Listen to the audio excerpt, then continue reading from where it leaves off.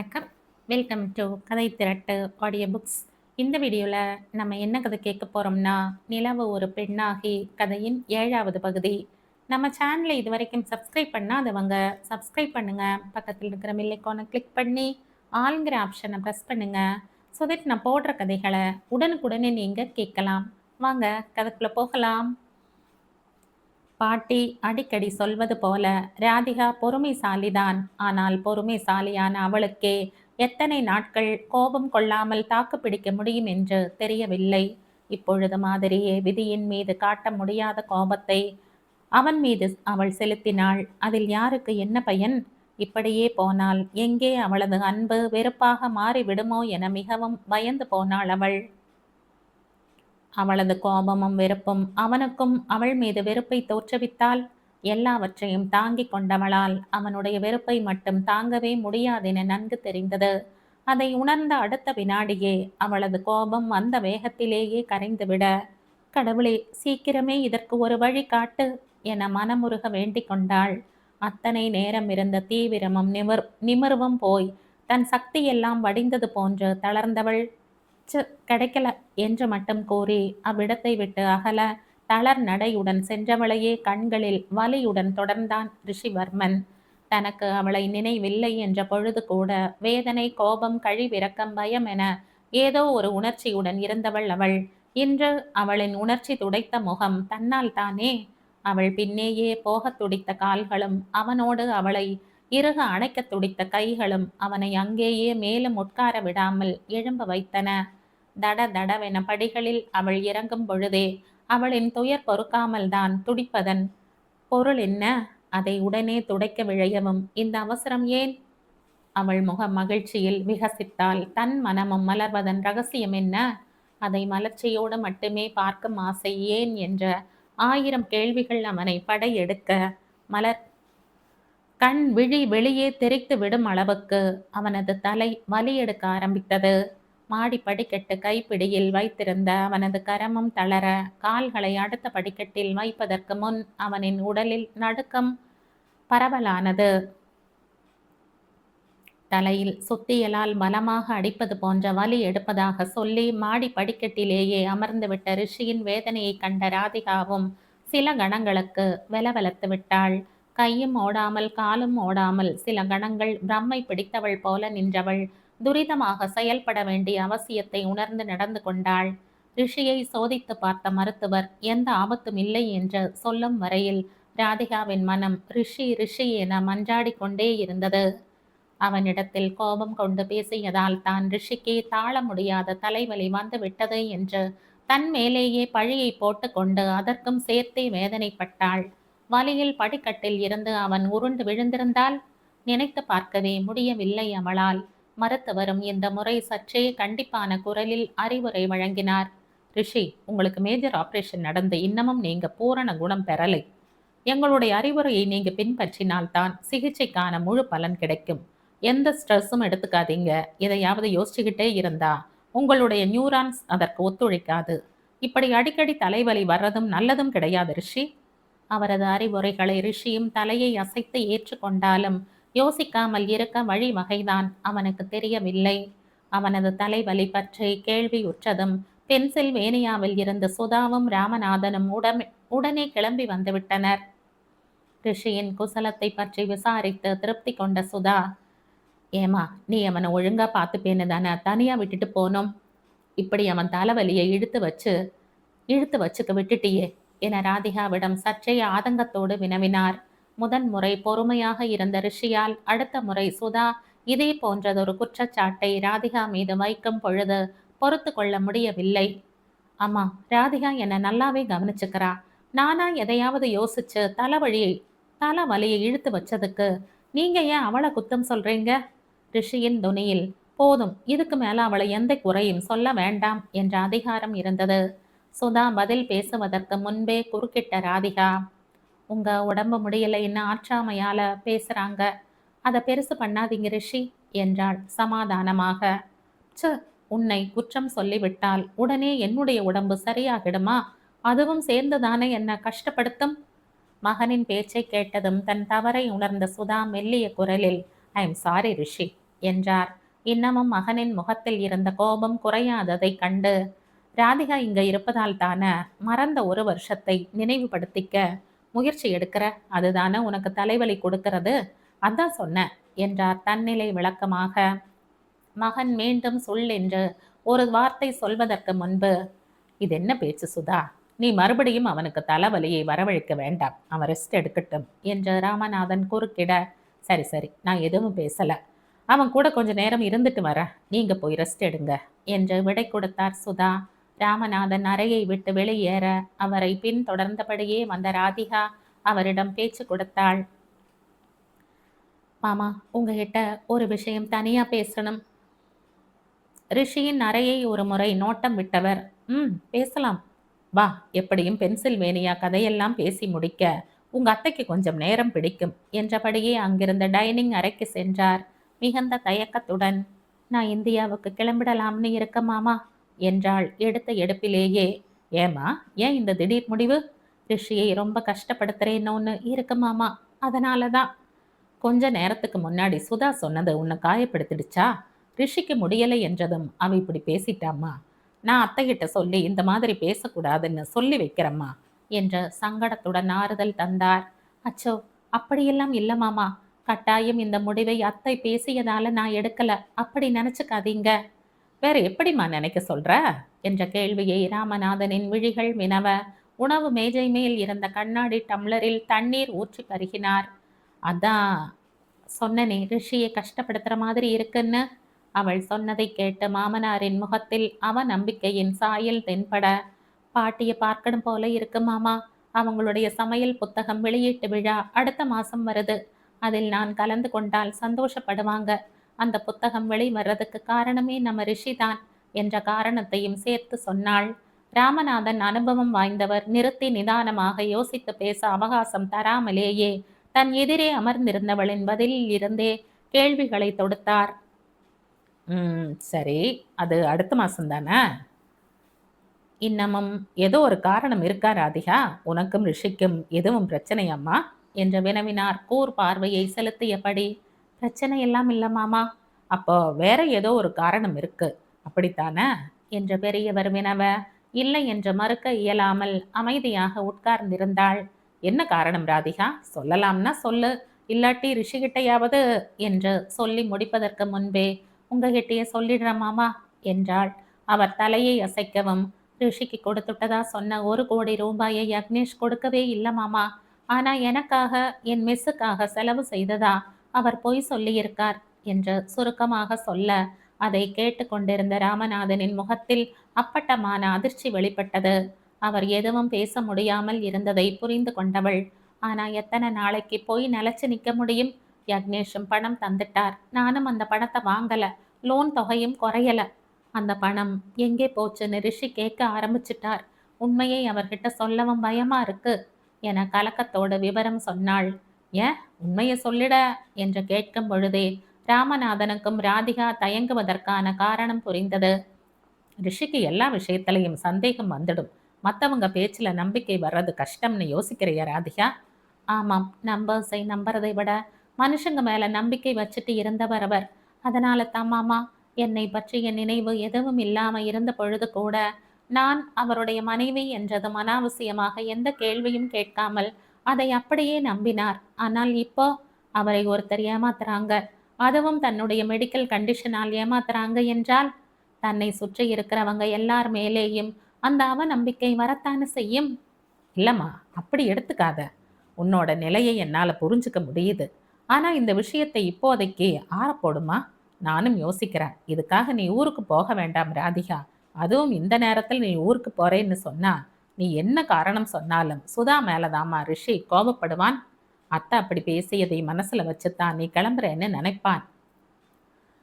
ராதிகாவின் கலக்கமான பார்வையை பார்த்தவர், எங்க அத்தைக்காக பார்க்குறீங்க மாமா, ஆனா எனக்காக பார்க்கலையே மாமான்னு கேட்குறியாம்மா? சுதா ஏதாவது வஞ்சம் வச்சு பேசினா நான் கண்டிப்பா அவளுக்கு ஆதரவா இருக்க மாட்டேன், ஆனா ரிஷி மேல அவ எவ்வளவு அன்பு வச்சிருக்கான்னு எனக்கு தெரிஞ்சதாலதான் உங்ககிட்ட இப்படி ஒரு கோரிக்கையை வைக்கிறேன் என்று சொல்லி மருமகள் ஊருக்கு போகும் முடிவிற்கு அப்போதைக்கு முட்டுக்கட்டை போட்டார். ஆனால் ராதிகா தன் பயணத்தை தற்காலிகமாக ஒத்தி வைத்தாளே தவிர ரத்து செய்யவில்லை. தனக்கு தெரிந்த உண்மையை மறைப்பதும் பொய்க்கு சமமான ஒன்றே என்ற குற்ற உணர்வில் இருந்த ராதிகாவுக்கு தன் மாமனாரிடம் எல்லாவற்றையும் பேசியதில் மனதில் இருந்த பாரம் இறங்கி லேசானது போன்றதொரு உணர்வு. ரிஷியின் சுகக்கேடு அறிந்து வந்த பெரியவர்கள் இருவருமே மீண்டும் பென்சில்வேனியாவுக்கு திரும்பாமல் இங்கே நியூ ஜெர்சியிலேயே தங்கியது ராதிகா மற்றும் ரிஷியின் உறவை மேலும் பலப்படுத்த உதவியது. 2-3 நாட்கள் ஓய்வுக்கு பிறகு ரிஷி மறுபடியும் பணிக்கு செல்ல துவங்கினான். அவன் பணி முடிந்து திரும்பியதும் தினமும் மாலை வேளைகளில் எங்கேயாவது மகனையும் மருமகளையும் வெளியில் அனுப்பி வைத்து விடுவார் சுதா. ஒரே மாதிரியான காரணங்களை சொல்லாமல் அன்றாடம் ஒவ்வொரு விதமான காரணம். நல்ல கம்யூனிட்டியில் இருக்க, பார்க் ஸ்ப்ரிங் சீசனில் நல்லா இருக்கும், அங்கே போயிட்டு வாங்க, அந்த படம் நல்லா இருக்குன்னு சில ஃபேமிலி சொல்லிட்டு இருந்தாங்க, நீங்க பார்த்துட்டு வந்து எப்படி இருக்குன்னு சொல்லுங்க. குருவாயூர் கிருஷ்ணர் கோவில்ல இன்னைக்கு சிறப்பு அபிஷேகம் இருக்கா, நீயும் ரிஷியும் போயிட்டு வாங்களேன். எடிசனில் திறந்திருக்கிற புது இந்தியன் ரெஸ்டாரண்ட் நல்லா இருந்தது ரிஷி, நேத்தைக்கு நானும் உங்க அப்பாவும் போயிட்டு வந்தோம், நீங்க போயிட்டு வாங்க. இப்படி பல்வேறு காரணங்கள் சொல்லப்படும். முன்பு பெரும்பான்மையான நேரம் மடிகணினி சகிதம் அமர்ந்திருந்தவனுக்கு இப்படி வெளியில் ஒன்றாக நேரம் செலவு செய்தது ராதிகாவின் மீதான புரிதல் ஏற்பட மேலும் உதவியது. ராதிகாவுக்கு பிடித்தமான மழலை செல்வங்களை அவளுடன் சேர்ந்து இவனும் ரசித்தான். அவளுடன் கை கோர்த்தபடி வெகு தூரம் நடை பயில்வதில் விருப்பம் கொண்டான். ராதிகாவை சந்தோஷப்படுத்தி பார்ப்பதில் அவனுக்கு ஒரு தனி சந்தோஷம் ஏற்பட துவங்கியது. அதனாலேயே ராமநாதன் மூலமாக மரகதம் பாட்டியின் மரபு சமையல் புத்தக வெளியீட்டு விழாவை பற்றி அறிந்தவன் அதை ராதிகாவிற்காக அவளுடைய மகிழ்ச்சிக்காக நியூ ஜெர்சியில் இருந்தபடியே வெப் கேம்ப் மூலம் கண்டு ரசிக்க ஏற்பாடு செய்தான். அவனுடைய ஏற்பாடு ராதிகாவுக்கு எதிர்பாராத ஆனந்தத்தை அளிக்க மகிழ்ச்சியில் திக்கு முக்காடி போனாள். அதுவும் தனக்காக, தன்னுடைய சந்தோஷத்திற்காக ரிஷிவர்மன் இத்தனை யோசித்து செயல்படுகிறான் என்ற பொழுது அவளின் உற்சாகத்திற்கு கேட்கவா வேண்டும்? எப்படி ரிஷி, எப்படி, சோ ஸ்வீட் ஆஃப் யூ என பாராட்டிவிட்டு அவ்விழாவில் தனக்கு தெரிந்த நபர்களை கணவனுக்கு அடையாளம் காட்டினாள். மரகதம் பாட்டியை கண்ட பொழுது அவளது கண்களில் தேங்கிய கண்ணீரை இதமாய் துடைத்து விட்டவனிடம் விழா முடிந்த பிறகு, இந்த லைவ் டெலிகாஸ்ட் பற்றி எங்கிட்ட கூட நீங்க ஒரு வார்த்தை சொல்லவே இல்லை என உரிமையுடன் மெல்லிய கோபமும் கொண்டாள். இந்த ஃபங்க்ஷனுக்கு போகணும்னு அப்பா கிட்ட சொன்னியாமே, என்கிட்ட ஒரு வார்த்தை சொன்னியா நீ? அதுக்கு நான் கோபப்படவா? ரிஷியின் குரலில் அவளை விட கோபம் இல்லை, உரிமை அதிகம் இருந்தது. ரிஷியின் கோபம் அவளுக்கு சிரிப்பை வரவழைக்க உதட்டில் கையை வைத்து மூடிக்கொண்டு நகைத்தாள். என்ன சிரிப்பு? உன் மேல கோபமா இருந்தாலும் உனக்கு அங்க நடப்பதை லைவ் டெலிகாஸ்ட் செய்ய ஏற்பாடு செய்து சர்ப்ரைஸ் கொடுத்திருக்கேனாக்கும். ஆனா நீ என்னடான்னா என்ன பார்த்து இப்படி சிரிச்சு வெறுப்பேத்திக்கிட்டு இருக்க? ரிஷி சலிப்பாய் சொன்னாலும் அவனது கண்களில் காதல் நிரம்பி வழிந்தது.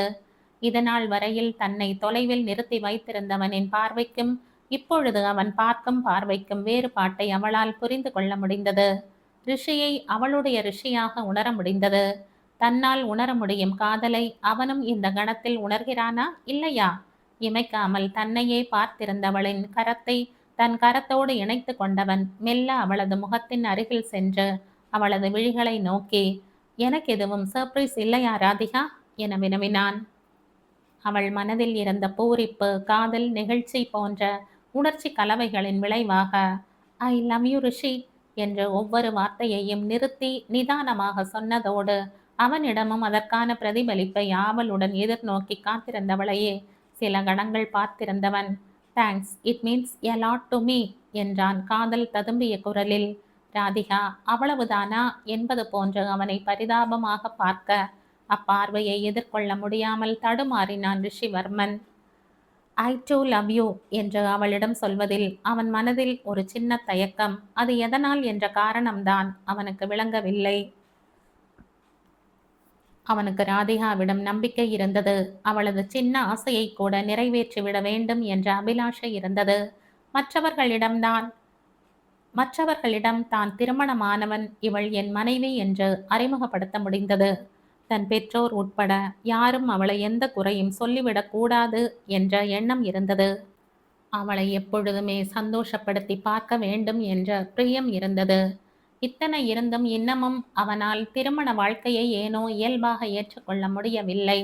அவனது மௌனத்தை பார்த்தவளுக்கு சற்று முன் பாட்டியை பார்த்த பொழுது இருந்த பூரிப்பெல்லாம் இப்பொழுது துணி கொண்டு துடைத்தது போன்று மறைந்தது. ரிஷியால் மட்டுமே அவளை குஷிப்படுத்தவும் சங்கடப்படுத்தவும் முடிந்தது. இந்த காதல்தான் எல்லாவற்றுக்கும் துணை தேடிய ராதிகாவை தன்னிச்சையாக செயல்பட வைக்க பலத்தையும் தந்தது. ரிஷியை மட்டுமே சார்ந்து அவள் உலகத்தை சிருஷ்டிக்க வைத்து அவளை பலவீனமாக்கவும் ஆக்கியது. அவர்களது உறவில் ஏதாவது முன்னேற்றம் தோன்றும் போதெல்லாம் அவளுக்கு மிஞ்சுவது ஏமாற்றம் மட்டுமே. அப்படி தோன்றுவதெல்லாம் வெறும் அவளது கற்பனையே என்று கூட அவள் நினைக்கலானாள். முன்னேறுவது மாதிரி தோற்றம் இருந்தாலும் போதும், ரிஷி மேலும் அவனது கூட்டுக்குள் புகுந்து கொள்வது போன்றிருந்தது. அடுத்து வந்த நாட்களிலும் அவளுக்கு ஏமாற்றமே காத்திருக்க ராதிகா ஏக்கத்தில் மிகவும் சோர்ந்து போனாள். அந்த ஏக்கமே அவளது அமெரிக்க டூரிஸ்ட் விசா காலத்தை மேலும் 6 மாத காலம் நீட்டிக்க ரிஷிவர்மன் ஏற்பாடு செய்யும் பொழுது வேண்டாம் என்று அவளை நேரடியாக சொல்ல வைத்தது. அவள் மறுத்ததில் அதிர்ச்சியடைந்த ரிஷி, ஏன் ஏன் வேண்டாம்னு சொல்ற? உனக்கு இங்க இருக்க பிடிக்கலையா ராதிகா என்று கேள்விகளை அடுக்கினான். அப்படி இல்லை ரிஷி, அங்க பாட்டி தனியா இருக்காங்க. பாட்டி இப்போ காலுக்கு குச்சி வச்சு நடக்க ஆரம்பிச்சிருக்காங்க. இந்த நேரம் நர்ஸ் வேற அடுத்த மாசத்துல இருந்து வேலைக்கு வரலைன்னு சொல்லிட்டாங்க. நாங்க அங்க இருந்தா அவங்களுக்கு கொஞ்சம் உதவியா இருக்கும் என்று அவள் பட்டியலிட்ட காரணங்கள் யாவும் உண்மையான காரணத்தை மறைப்பதற்காக உதவின. ஒரு மனிதனின் மனசாட்சியை உறங்க வைத்து அவனை சுயநலமாய் செயல்பட துணிச்சல் அளிக்கும் வல்லமை படைத்தது பணம். உண்மை, நட்பு, நம்பிக்கை போன்ற காரணிகளுக்கு முக்கியத்துவம் கொடுக்காமல் பணத்திற்கு முக்கியத்துவம் கொடுக்கும் யக்னேஷ் போன்ற மனிதர்களுக்கு மன நிம்மதியை விலை கொடுத்து வாங்க முடியாது என்கிற உண்மையை வாழ்க்கையின் அனுபவம் கற்றுக் கொடுக்கிறது. ரிஷியை பண விஷயத்தில் ஏமாற்றிய பிறகு இயல்பாக அவனிடம் மனம் விட்டு பேச யக்னேஷால் பேச முடியவில்லை. முன்பு வாரத்திற்கு ஒரு முறையாவது மணிக்கணக்கில் பேசிக்கொண்டிருந்ததெல்லாம் ஏதோ முன் ஜென்ம நிகழ்வு போல இருந்தது அவனுக்கு. தனக்கென்று ஏதாவது இக்கட்டு வந்தால் தோள் கொடுக்க தோழர்கள் இருக்கிறார்கள் என்றிருந்த நம்பிக்கை இப்பொழுது இல்லை. மாறாக தன்னை சுற்றியுள்ளவர்கள் தன்னை ஏமாற்றி விடுவார்களோ என்ற பதட்டம்தான் அவனை ஆட்கொண்டது. தான் திருடன், பிறரை நம்பான் கதைதான். திருட்டு வேலை செய்த ஒருவன் போலீசிடம் பிடிபட்டாலும் பிடிபடவில்லை என்றாலும் திருடன்தான். ரிஷியிடம் சகஜமாய் பேச முடியாததாலேயே அவனிடம் தொழில் வளர்ச்சிக்கான குறிப்புகளை பெற முடியாத நிலையும் அவனுக்கு ஏற்பட்டது. எந்த பணத்திற்காக நண்பனுக்கு துரோகம் இழைத்தானோ அதே பணம்தான் அவனது நிம்மதியை ஸ்லோ பாய்ஷன் மாதிரி சிறிது சிறிதாக காவு வாங்கியது. ரிஷியிடமிருந்து அழைப்பு வந்தாலே மகிழ்ச்சி அடைபவன் இப்பொழுது அவனது எண்ணில் இருந்து அழைப்பு வந்தாலே ஒருவேளை இது ராதிகாவோ என்று பதட்டம் கொண்டான். நண்பன் அழைக்கவில்லை என்றால் அதற்கும் ரிஷியிடம் ராதிகா உண்மையை சொல்லிவிட்டாளோ என பயமடைந்தான். ஏமாற்று, பொய், பித்தலாட்டம் என்று ஒன்றன் பின் ஒன்றாய் அணிவகுக்கும் பொழுது ஒரு கட்டத்தில் தன்னையே வெறுக்கும் நிலைக்கு சென்றான். அதனாலேயே ரிஷி மற்றும் அவன் தொடர்புடைய யாரிடமிருந்து அழைப்பு வந்தாலும் உண்மையை சந்திக்க திராணியற்று அழைப்பை எடுக்காமலே விடுத்தான். சுய மதிப்பை இழந்தவனுக்கு அழிவு பாதையை நோக்கி சென்று கொண்டிருக்கிறோம் என்று விளங்கினாலும் அதில் இருந்து மேலும் வழி தெரியவில்லை. ஆனால் யக்னேஷை தொடர்பு கொள்வதற்கான முயற்சியை மனம் தளராது தொடர்ந்தார் ரிஷியின் தந்தை ராமநாதன். அதற்கான வழியும் அவருக்கு கூடிய விரைவிலேயே கிட்டியது. ராதிகா இந்தியா கிளம்புவதற்கு இன்னமும் 4 நாட்கள் இருந்த நிலையில் தருண் அவனது பணி தொடர்பான கப்பல் பிரயாணத்தை வெற்றிகரமாக முடித்து திரும்பியிருந்தான். ராமநாதனுடன் பேசிக்கொண்டே வீட்டிற்குள் நுழைந்தவனை கண்ட ராதிகா, அண்ணா வாங்க வாங்க, எப்படி இருக்கீங்க? வேலையெல்லாம் நல்லபடியா முடிஞ்சதா? கண்களில் ஜீவனற்று இருந்தாலும் குரலில் உற்சாகத்தோடு தருணை வரவேற்று விசாரித்தாள். அவளது வரவேற்பை தலையை அசைத்து ஏற்ற தருண், இன்னைக்கு காலையில தான் க்ரூஸ் வேலை முடிச்சு வந்தேன் ராதிகா. ரிஷியை பார்க்க வரலாம்னு இங்க ஃபோன் பண்ணும்போது ரிஷி இல்லாத நேரமா பார்த்து வர சொன்னார் அங்கிள். எதுக்கு இப்படி சொன்னார்னு குழப்பத்தோடையே வந்தேன். இங்க வந்த பிறகுதான் அங்கிள் எல்லா விவரமும் சொன்னாங்க என்று நடந்தவற்றை சுருக்கமாக சொன்னான். தன்னுடைய அலைபேசியை பார்த்தபடியே, நீங்க பேசிட்டு இருங்க, இதோ வந்துடுற என்று நகர்ந்தார் ராமநாதன். தருண் வந்த இடத்தில் தன் மனக்கவலையை அவனுக்கு வெளிக்காட்டாமல் மறைக்க முயன்ற ராதிகா, உட்காருங்கண்ணா, உங்களுக்கு காஃபி எடுத்துட்டு வரவா, டீயா என அவனை பணிவுடன் உபசரித்தாள். ராதிகாவின் மெலிந்த தோற்றத்தை கண்ட தருண், என்னம்மா ராதிகா இப்படி பாதியா ஆயிட்ட? ஒழுங்கா சாப்பிட்றியா இல்லையா? சகோதர வாத்சல்யத்தோடு அக்கறை கொண்டான். விரக்தியான புன்னகையை மட்டும் உதிர்த்துவிட்டு தன் தேகத்தை ஒருமுறை குனிந்து பார்த்தவள், ஆ, இருக்க அண்ணா, எனக்கு என்ன, பூமிக்கு பாரமா ஏதோ இருக்க என்று பெருமூச்செறிந்தாள். அவள் பேசியதைக் கண்டு சீற்றம் கொண்டவன், இது என்ன பேச்சு சிஸ்டர்? எல்லா கஷ்டங்களுக்கும் ஒரு முடிவு இருக்கும். அதுவரையில நம்பிக்கையும் பொறுமையும் ரொம்ப அவசியம். இதெல்லாம் நல்லாவே தெரிஞ்ச உனக்கு நான் எதுவுமே சொல்ல வேண்டியதே இல்லை என்று ஆறுதல் தர முயன்றான். எதுவும் பேசாமல் நின்றிருந்தவளிடம், ஏமா, நான் இல்லையா உனக்கு? சிஸ்டர் வாழ்க்கையையும் என் ஃப்ரெண்டு வாழ்க்கையையும் கேள்விக்குறியாக விட்டுடுவனா என்று கேட்க, அவனது குரலில் இருந்த அன்பு ராதிகாவுக்கு கண்ணீரை வரவழைத்தது.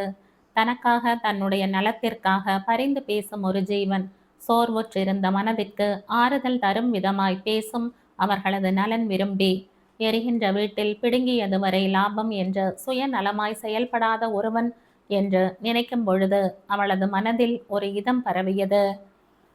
அவனது கண்களை நேராக நோக்கிய ராதிகா, ரிஷியிடம், நான் தான் இந்த ஜென்மத்தில் உங்கள் மனைவி, என் கூடத்தான் நீங்க வாழ்ந்தாகணும்னு அவர் சண்டையை பிடிச்சு சண்டை போடுறதுக்கோ அவருடைய காலில் விழுந்து எனக்கு உங்களை விட்டா எதுவுமே இல்லைன்னு சொல்லி அழுதோ நிரந்தரமா அவர் கூடவே இருப்பதற்கு எனக்கு எவ்வளவு நேரமாக போகுது என்ற கேள்விகளை முன் வைக்க, நீ சொல்வது உண்மைதான் என்பது போல் அவளை சங்கடத்துடன் ஏறிட்டான் அவன். காதலை யாசகம் கேட்க முடியாது, காதலை கட்டாயப்படுத்த முடியாது, காதல் என்ற பெயரில் ரிஷியை இக்கட்டில் நிறுத்தவும் முடியாது. ஆனால் இதையெல்லாம் கொஞ்ச நாளில் என்னையும் மீறி செய்திடுவேனோன்னு எனக்கே பயமா இருக்குன்னா. கடைசி வாக்கியத்தை உதிர்க்கும் பொழுது அவளது குரல் உடைந்தது. சிஸ்டர், கூடிய சீக்கிரம் எல்லாம் சரியாயிடும். ஆறுதலும் நம்பிக்கையும் அளிக்கும் வகையில் தருண் சந்தர்ப்பவசத்தாய் நடந்து கொள்ளும் யக்னேஷ். மனிதர்களில் தான் எத்தனை நிறங்கள்! சூழ்நிலைக்கும் சந்தர்ப்பத்திற்கும் ஏற்ப தங்களுடைய நிறத்தை மாற்றிக்கொள்ளும் பச்சோந்தி குணம் படைத்தவர்களை கண்டறிய ஒரே வழி அனுபவம்தான். அனுபவித்தேதான் அறிவது வாழ்க்கையெனில், ஆண்டவனே நீ ஏன் என கேட்டேன். ஆண்டவன் சற்றே அருகில் நெருங்கி, அனுபவம் என்பதே நான் தான் என்றான். கவியரசர் கண்ணதாசன் சொன்ன வார்த்தைகள் பொன்னேட்டில் பொறிக்கப்பட வேண்டியவை. ஏன் சிஸ்டர் அப்படி பார்க்குற? என் மேல உனக்கு நம்பிக்கை இல்லையா? கட்டாயம் நான் ரிஷிகிட்ட பேசுறேன். உன்னை வேணாம்னு சொல்றதுக்கு அவனுக்கு என்ன காரணம் இருக்க முடியும் என்றவனின் வாக்கில் துளியும் போலித்தனம் இல்லை. எனக்காக நீங்க அவர்கிட்ட சென்று பேச வேண்டாம் அண்ணா, ப்ளீஸ் என்ற ராதிகாவின் கோரிக்கையையும் தாண்டி அவளை பற்றி ரிஷியிடம் பேசினான். ஆனால் ராதிகா சார்பாக பேசுவது போல இல்லாமல் நண்பனின் மனநிலையை அறிந்து கொள்ளும் வகையில், ஏன் நீ ராதிகாவை இந்தியாவுக்கு அனுப்புற ரிஷி என்று வினவினான். நான் அனுப்பல தருண், நீ இங்கேயே இருன்னு சொல்லவும் இல்லை. குத்தலாக சொன்ன தருணை முறைத்தவன், ஏண்டா நீயும் புரிஞ்சுக்காம பேசுற? நான் ஆரம்பத்திலேயே எனக்கு 1 வருஷம் டைம் வேணும்னு சொல்லி இருந்த. அப்போ சரி சரின்னு சொல்லிட்டு இப்ப பாட்டியை பார்க்கணும், வேலை இருக்கு, இந்தியா என்னை அழைக்குதுன்னு சொல்றவகிட்ட நான் என்னன்னு சொல்றது? இருன்னு சொல்றதுக்கு எனக்கு என்ன உரிமை இருக்குன்னு ராதிகா திருப்பி கேட்டுட்டா நான் என்ன பதில் சொல்றதுன்னே தெரியல தருண். ஆவேசமாக பேசியவனின் குரல் அவன் முடிக்கும் பொழுது கரகரத்தது. 1 வருஷம் தாண்டியும் நீ என்னை ஏற்றுப்பாயின்னு என்ன நிச்சயம் என்று சிஸ்டர் அன்னைக்கு உங்ககிட்ட கேள்வி கேட்டாங்களா? ஆனா இப்ப இருன்னு சொன்னா மட்டும் உங்ககிட்ட கேள்வி கேட்பாங்கன்னு எப்படி சொல்ற ரிஷி? அவாய்டு பண்ணணும்னு நினைக்கிறையா? கட்டாயமா அவாய்டு பண்ண நினைக்கல என்று உறுதியாக சொன்ன ரிஷிவர்மன், அன்னைக்கு நான் எதுவும் உத்தரவாதம் கொடுக்கலையேன்னு கேட்டாதான். அப்படி கேட்க அவளுக்கு எல்லா உரிமையும் இருக்கு. அவகிட்ட சொன்னதே தான் உனக்கும் சொல்றேன். Life does not come with guarantees Tarun. ஆனா என்று விட்டு அவனது நக கண்களை ஆராய்ந்தான். அன்றைக்கு 1 வருஷம் என் கூட இருன்னு சொன்ன பொழுது அவளை கஷ்டப்படுத்துவேன்னு நினைக்கவே இல்லடா. ஆனா இந்த 6 மாசத்துல ஒவ்வொரு நாளும் ராதிகாவுடைய முகத்தில் ஏமாற்றத்தையும் ஏக்கத்தையும் பார்க்கும் பொழுது எனக்கே என் மேல கோபம் வருது. தொடர்ந்து அவளை கஷ்டப்படுத்த வேண்டாம் என்ற எண்ணத்தில்தான் அவளை இங்கேயே இருன்னு சொல்லல. நீயே சொல்லு, கல்யாணத்துல பார்த்த ராதிகாவுக்கும் இப்போ நேர்ல பார்க்குற ராதிகாவுக்கும் எத்தனை வித்தியாசம்னு. அவளை காலம் முழுக்க சந்தோஷமா பார்க்கணும் என்ற ஆசையில்தான் நான் அவளை கல்யாணம் செய்திருப்பேன். ஆனா நானே அவளை கவலையில கரைச்சிட்டு இருக்கேன்டா. அவளை சந்தோஷமா வச்சுக்க முடியாட்டியும் பரவாயில்ல, கவலைப்பட வைக்க வேண்டாம்னு தான் அவள் இந்தியா போறேன்னு சொன்ன பொழுது எதுவும் சொல்லல. அவளோட பாட்டிக்கிட்ட இங்க நடக்கிற எதையுமே ராதிகா சொல்றது இல்லை. ஒவ்வொரு தடவையும் ஃபோன் பேசி வைக்கும் பொழுதும் அவளுடைய முகத்தில் இருக்கிற வேதனையையும் பொய் சொல்கிறோமே என்ற குற்ற உணர்வையும் என்னால சகிக்க முடியல. என்னுடைய சுயநலத்துக்காக அவளை நான் கஷ்டப்படுத்த நினைக்கல தருண். சிஸ்டருக்காக இவ்வளவு பாக்குற நீ இன்னமும் எதுக்குடா 6 மாசம்னு காத்துட்டு இருக்க? உண்மையை சொல்லணும்னா நான் ராதிகாவை பார்த்து பரிதாபப்படுறேன்னா பிரியப்படுறேன்னோ தெரியல. தருண், எதையும் என்னால தெளிவா யோசிக்க முடியல என்று முடித்தான். யோசிச்சு யோசிச்சு வீணா போகாத, சீக்கிரமே நல்ல முடிவா எடுடா. எந்த அளவிற்கு ரிஷி ராதிகாவை நேசித்தான் என்பதை அறிந்தவன் என்பதாலேயே தரணின் மனதிற்குள் தோழனின் காதல் வெற்றி அடைய வேண்டும் என்ற எண்ணம் வலுத்தது. ராதிகா இந்தியாவுக்கு புறப்பட இன்னும் 2 நாட்கள் இருந்த நிலையில் அவளுடன் நேரம் செலவிடுவதற்காக பணிக்கு விடுமுறை சொல்லியிருந்தான் ரிஷிவர்மன். கடைசி நிமிட பரபரப்பு இல்லாமல் பெட்டியில் பொருட்களை எடுத்து வைத்து விடலாம் என்ற எண்ணத்தில் முதல் வேலையாக அவளது பெட்டியில் பொருட்களை அடுக்கலானான். இப்போ எதுக்கு ரிஷி பெட்டியை அடுக்கிட்டு? நான் ஹேண்ட் லக்கேஜ் மட்டும் தான் கொண்டு வந்தேன். அதை அடுக்கி வைக்க எவ்வளவு நேரமாக போகுது? நானே பார்த்துக்கிறேன், நீங்க ரெஸ்ட் எடுங்க என்று அவள் சொல்லும் எதையும் காதில் வாங்காமல் தன்னுடைய வேலையை தொடர்ந்தபடியே, என்னுடைய பெட்டி எடுத்துட்டு போ ராதிகா, நான் பாட்டிக்கு கொஞ்சம் திங்ஸ் வாங்கி வச்சிருக்கேன், அதை அவங்களுக்கு கொண்டு போய் கொடு என்று ஒவ்வொன்றையும் கவனமாக பார்த்து அவனது பெட்டியில் மாற்றி வைத்து அடுக்கி கொண்டிருந்தான். கணவன் தீவிரமாக பணியில் ஈடுபடவும், சரி நீங்க இந்த வேலையை பாருங்க, மாமா எங்கேயோ போகணும்னு சொல்லி என்னையும் கூப்பிட்டார், போயிட்டு வந்துடுறேன் என்று சொல்லி ரிஷியின் சம்மதத்தோடு பொறுப்பை அவனிடத்தில் விட்டுவிட்டு கிளம்பினாள். அவளின் காலடி ஓசை மறையும் மட்டும் உணர்ச்சியை காட்டாமல் மறைத்தவன் நீண்ட பெருமூச்சை வெளியிட்டான். கண்கள் அவன் எடுத்து வைத்து கொண்டிருந்த அவளது புடவையிலேயே நிலைக்க, மெல்ல அதை வருடியவனுக்கு பெட்டியை எடுத்து தூர வீச மாட்டோமோ என இருந்தது. தலையை அழுந்த கோதிக்கொண்டவன் மனதை கல்லாக்கி கொண்டு அவனுடைய வேலையை தொடர்ந்தான். அவள் வெளியே சென்று திரும்பி வருவதற்குள் பெட்டியின் எடையை சரிபார்த்து கொண்டிருந்தவனுக்கு பெட்டியை நகர்த்த உதவி செய்தவளிடம், உன்னை ஏர்போர்ட்ல இருந்து பிக்கப் செய்ய சொல்லி யக்னேஷ் கிட்ட சொல்லவா என்றதும் ஒருவித எரிச்சலுடன், யக்னேஷா? வேண்டவே வேண்டாம் என்று மறுத்தாள். ஏன் அவன் மேல இவ்வளவு கோபம் என்ற ரிஷியின் கேள்விக்கு விடையாக தோள்களை மட்டும் குலுக்கினாள். அதைத் தொடர்ந்து சில நிமிடங்கள் நிலவிய மௌனத்தை கலைத்தபடி, எனக்கு அதற்கான காரணம் தெரியும் என்றான் அமர்த்தலாக. புருவம் உயர்த்தி நம்ப முடியாத பாவனை செலுத்தியவளிடம், உன்னுடைய டெலிஃபோன் டைரியில் காஸ்ட் அனாலிசிஸ் சாஃப்ட்வேர் பாஸ்வேர்டு இருந்தது என்று சொல்லி தன்னுடைய ஷார்ட்ஸ் பாக்கெட்டில் பத்திரப்படுத்தியிருந்த வைத்திருந்த சின்ன டைரியை அவளிடம் நீட்டினான். என்ன சொல்லி சமாளிப்பது என்று தவித்தவளிடம், ஒருவேளை இதில் பாஸ்வேர்ட் போட்டு வச்சிருக்கிறது உனக்கே தெரியாதோ என்னவோ என அவள் சமாளிப்பதற்கான குறிப்பை அவனை எடுத்து கொடுக்க, தன் மடியில் கனம் இல்லை என்பதை பறைசாற்றும் விதமாக அவன் கண்களை நேருக்கு நேராய் சந்தித்தவள், நீங்க அதுல பாஸ்வேர்டு எழுதி செஞ்சு வச்சிருந்தீங்கன்னு எனக்கு தெரியும் ரிஷி என உண்மையை ஒப்புக்கொண்டாள். அப்போ யக்னேஷ் சொன்னது பொய்னு கூட உனக்கு தெரியும் அப்படித்தானே என்று அவன் வினவியதற்கு ஆமோதிப்பாய் மெல்ல தலையசைத்தாள். முகத்தில் அப்பட்டமான ஏமாற்றத்தை வெளிக்காட்டி, ஏன் முன்னாடியே என்கிட்ட சொல்லல ராதிகா என்று கேள்வி எழுப்பினான்.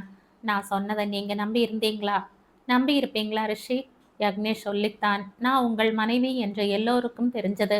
அவர் சொன்ன வார்த்தையில் நம்பிக்கை இருந்ததால் தான் என்னை யாருமே எந்த கேள்வியும் கேட்காம ஏத்துக்கிட்டீங்க.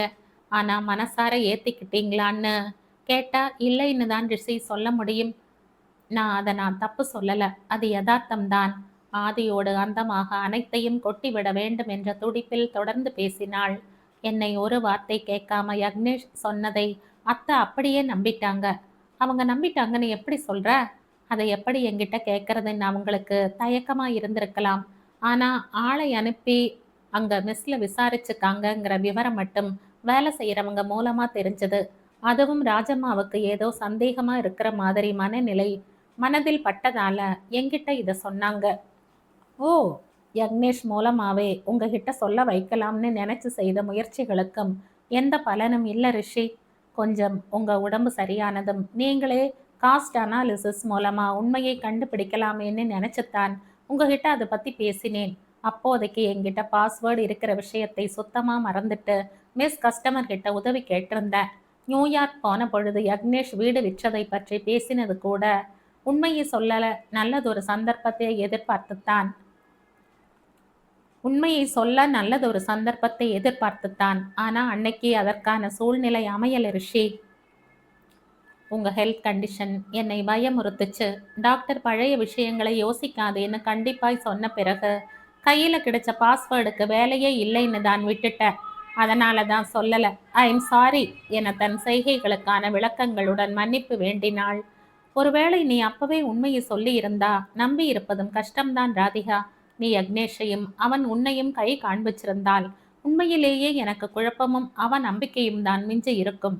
எல்லா விஷயத்திலும் இது உண்மையா பொய்யான பயம் வந்திருக்கும் என்று அவள் மனதில் எண்ணி இருந்த காரணங்களை ரிஷியும் ஒப்புக்கொண்டான்.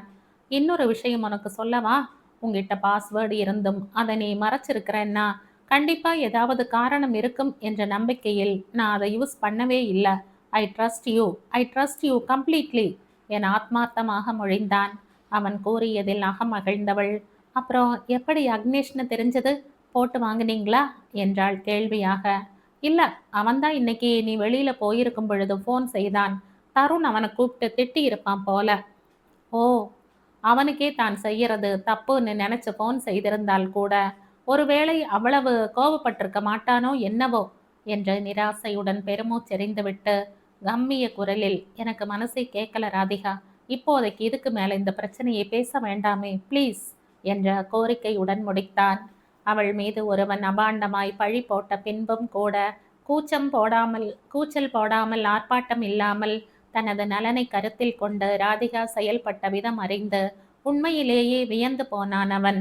என்னை பற்றி எப்படி விசாரிக்கலாம் என்று தாய் மீது புகார் வாசிக்காமல் இதுதான் யதார்த்தம் என்று ஏற்றுக்கொண்ட அவளது மன முதிர்ச்சியையும் பெருந்தன்மையையும் எண்ணி சிலாகித்தான். சரி ரிஷி, நீங்க இதையே யோசித்து இருக்காதீங்க என அக்கறை கொண்டவளிடம் ரிஷிவர்மன், ஏற்கனவே 2 மாத்திரை எடுத்தாச்சு, தூக்கமா வருது என்று சொல்லி அவளை கவலை கொள்ள செய்தான்.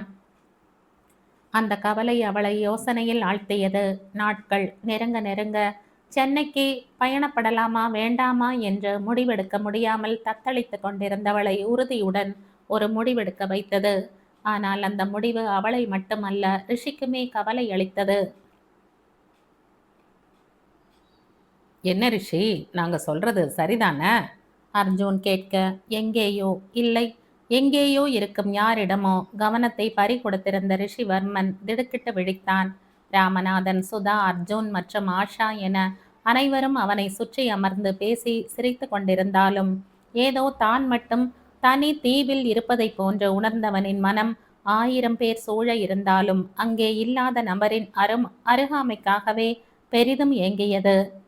மற்றவர்களின் பேச்சில் கலந்து கொள்ளாமல் தன் உள்ளே புதைந்து போனவனை அர்ஜுனின் கேள்வி விழித்தெழ செய்ய, என்ன கேட்ட அர்ஜுன் என்றவனின் கவனம் தம்பியிடமிருந்து வரும் பதிலுக்காக காத்திருக்காமல் மீண்டும் சிதறலானது.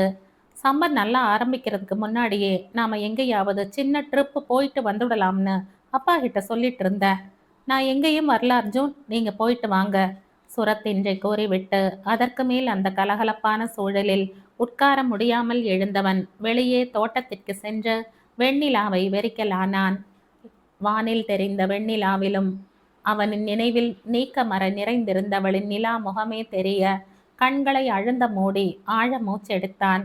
எந்த உணவுண்டாலும் அவளின் கை மணத்தை எதிர்பார்க்கும் நாக்கு, அவளுக்கே உரிய நறுமணத்தை முகர துடிக்கும் நாசி, அவளின் குரல் கேட்க கூர் தீட்டி காத்திருக்கும் செவி, ஆசையை நிரப்பிக்கொண்டு அவளை காண ஏங்கும் கண்கள், அவளின் மிருதுவான சருமத்தை தீண்ட தவிக்கும் கரங்கள் என அவளின் ஐம்புலன்களும் ராதிகாவிற்காகவே ஏங்க அவனது 6 அறிவும் செயல் இழந்து போய் நின்றான் ரிஷிவர்மன். முன்பு உண்டது எதுவும் இப்பொழுது அவனுக்கு ருசிக்கவில்லை. வசந்த காலத்தில் பச்சை பசேல் என புத்தம்புது இலைகள் துளிர்ப்பதையும் புது பூக்கள் மலர்வதையும் பார்க்க எப்பொழுதும் விரும்பும் அவனின் கண்களுக்கு இப்பொழுது எந்த நிறமும் ரசிக்கவில்லை. மழையின் வாசத்தை ஆழ மூச்செடுத்து அனுபவித்து முகர்பவனின் நாசி எந்த வாசத்தையும் எப்பொழுது உணரவில்லை. எல்லாவற்றிலும் இன்னிசையை கேட்கும் அவனது செவிகள் இப்பொழுது செவிடாகி போனது. ராதிகா சென்னைக்கு கிளம்பி 2 நாள்தான் ஆகிறது. அதற்குள் 2 யுகங்களாக அவளை பிரிந்திருப்பதை போன்ற இந்த உணர்வுக்கு பெயர் காதல் இல்லை என்றால் வேறெது காதல்? என்ன வேலை செய்தாலும் யாரிடம் பேசினாலும் அவனின் எண்ணமும் மனமும் அவளை சுற்றியே இருப்பதற்கு பெயர் காதல் இல்லை என்றால் வேறெது காதல்? அவள் சென்னைக்கு கிளம்புகிறேன் என்று சொன்ன பொழுதே போகாதே என்று தடுத்திருக்கலாம். அதுவும் அவள் கிளம்பும் நாள் நெருங்க நெருங்க தடுக்கத்தான் தோன்றியது. எப்படி கட்டுப்படுத்தி கொண்டிருந்தானோ அது அந்த ஆண்டவனுக்கும் அவனுக்குமே வெளிச்சம். ஆனால் அவனுக்கும் சில சந்தேகங்கள் தீர்க்கப்பட வேண்டியிருந்தது. அதற்கு இந்த பிரிவு உதவும் என நினைத்துத்தான் மிகவும் கஷ்டப்பட்டு அவன் வாயை மூடிக்கொண்டிருந்தது. ஆனால் இப்பொழுது அவள் மீது தனக்கு இருப்பது வெறும் ஈர்ப்பா இல்லை காதலா என்ற சந்தேகத்திற்கு இதற்கு மேல் தெள்ளத் தெளிவாக விடை கிடைக்க முடியுமா என்ன? இதற்கு மேல் தாமதம் ஏன் என யோசித்தவன் அந்த யோசனை முடியும் மட்டும் கூட காத்திருக்கவில்லை. நேரே தன் அறைக்கு விரைந்தவாறே டிராவல் ஏஜென்ட்டை அழைத்து சென்னைக்கு அடுத்து இருக்கும் விமானத்தில் பயண சீட்டை வாங்கினான். உடைகளை எடுத்து வைத்து கொண்டிருக்கையிலேயே அவனது அறை கதவு தட்டும் ஒலி கேட்டு திரும்பி பார்க்க சுதாவும் ராமநாதனும் நின்றிருப்பதை கண்டவன், சாரிப்பா, இப்ப எனக்கு பேச நேரம் இல்லை, சென்னைக்கு கிளம்புறேன், அங்க போய் சேர்ந்ததும் பேசுறேன் என அவசரமாக சொல்ல இருவரும் முகம் மலர்ந்தனர்.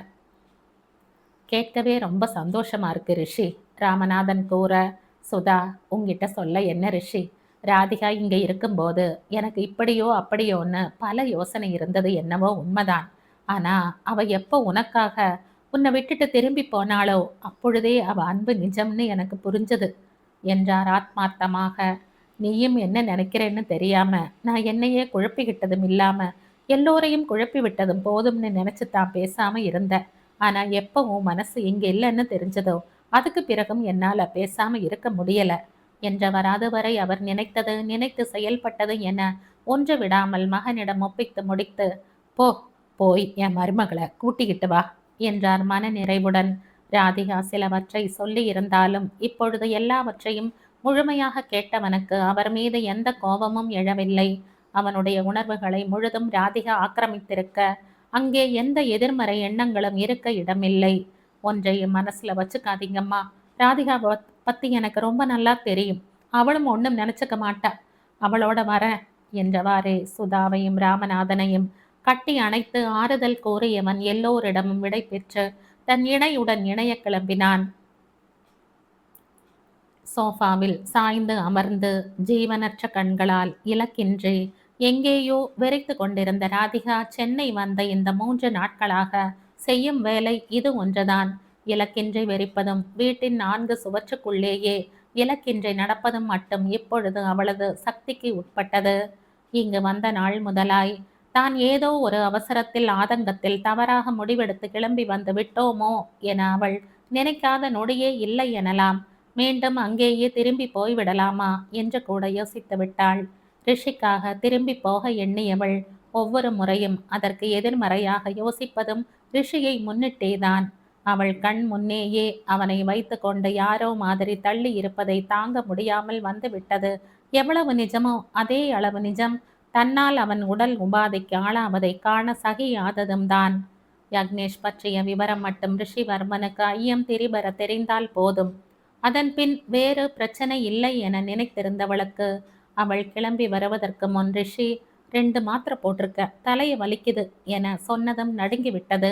ஆக அது தெரிந்தால் மட்டுமே அவனுக்கு போதாது. மனிதனுக்கு இருக்கும் இயற்கை குணம் ஒரு விஷயம் நமக்கு தெரிந்தே தெரியாமல் இருப்பதை அப்படியே விட மனம் வராது. ஏன் தெரியவில்லை, அப்படி என்ன ரகசியம், ஏன், எப்படி, எதற்கு என்று 1008 கேள்விகள் மண்டையை குடையும். அதேதான் ரிஷிவர்மனின் நிலையும். ஒன்றன் பின் ஒன்றாக அவனுக்கு கேள்விகள் அணிவகுத்த வண்ணம்தான் இருக்க போகிறது. அந்த கேள்விகளை கேட்க வைக்கும் தூண்டுகோலாக அவள் அங்கு இருக்கும் வரைக்கும். அவளை அங்கு இல்லாதிருந்தால் எதையாவது எண்ணி தன்னைத்தானே வருத்தி கொள்ள மாட்டானே என்று நினைத்துத்தான் பல்லை கடித்து கஷ்டத்தை பொறுத்து அவள் அங்கிருந்து கிளம்பியது. இப்பொழுது அவள் திரும்ப போனால் அதே பழைய நிலைதானே அவனுக்கு. மனைவியின் நினைவின்றி இருப்பவனுக்கு எப்பொழுது அவள் நினைவு வருகிறதோ அப்பொழுது அவளை தேடி வரட்டும். ஆனால் அவன் பழக்கப்பட்ட இடம் பொருள் என்று உடன் இருந்தால்தானே நினைவு திரும்ப வாய்ப்பு அதிகம் இருப்பதாக மருத்துவர் கூறினார். கண்களை மூடி பெருமூச்சுடன் யோசித்தவளுக்கு தான் மட்டுமே அவனை பற்றிய ஏக்கத்துடன் இருக்க கிளம்புகிறேன் என்றவளை இங்கேயே இரு ராதிகா என்று சொல்லக்கூட அவனுக்கு வாய் வரவில்லையே என நினைத்த மாத்திரத்தில் அவளின் கண் ஓரங்களில் இருந்து சூடான கண்ணீர் ஒற்றை கோடாக அவள் கன்னங்களில் வழிந்தது. அவளை அவளின் நினைவுகளோடு கூட நிம்மதியாக இருக்க விடாமல் கதவு அதிவேகமாக தட்டப்பட அதை சட்டை செய்யாது அப்படியே அமர்ந்திருந்தாள் அவள். மீண்டும் மீண்டும் கதவுக்கு அப்புறம் இருப்பவர் தட்டிக்கொண்டே இருக்க வெறுப்புடன் கதவை திறந்தவள் தரையோடு ஆணி அடித்தது போன்று அப்படியே சிலையாக நின்றாள். ஆனால் திறந்த கதவிற்கு அப்புறம் நின்றவனுக்கு அந்த மாதிரி எதுவும் இல்லை போல. ராதிகா கதவை திறந்து அடுத்த நொடியே புயல் போன்று உள்ளே நுழைந்தான் ரிஷிவர்மன். கதவை காலால் தள்ளி அடைத்தவன் அவளை ஒரு கையால் வளைத்து அணைத்து அவனோடு இறுக்கினான். ஒரு வேகத்தோடு அவள் முகம் எங்கும் முத்தங்களால் நனைத்து அவளது இதழ்களில் வந்து முடித்தான். இல்லை இல்லை, மீண்டும் தொடங்கினான். இந்த கதையின் தொடர்ச்சியை அடுத்த பதிவில் கேட்கலாம். நன்றி.